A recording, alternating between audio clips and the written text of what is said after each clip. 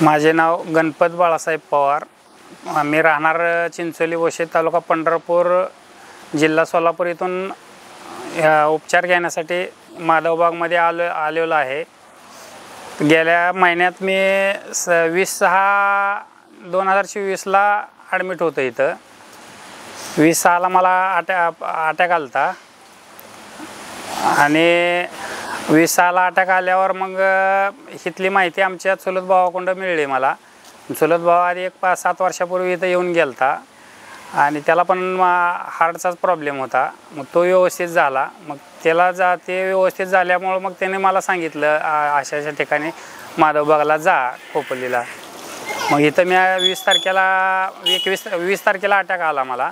मग 21 तारखेला मी इथं ॲडमिट झालो आणि 20 तारखेला माझी अँजिओग्राफी केली।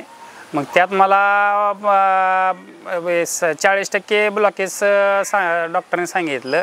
मग ते अँजिओप्लास्टी करा म्हणून सल्ला दिलता, पण मी काय तिथं अँजिओप्लास्टी करायची नाही म्हणून डिसिजन घेतला आणि माधवबागला आलो इथं।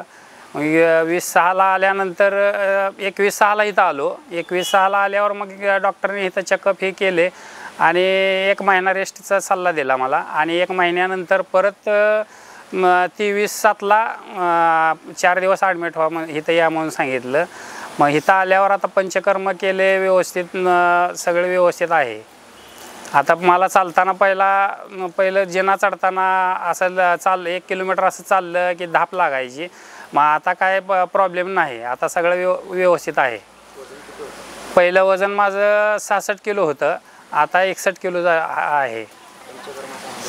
पंचकर्म एकदम व्यवस्थित करतात आणि एकदम फ्रेश पंचकर्म केल्यावर एकदम फ्रेश वाटतंय।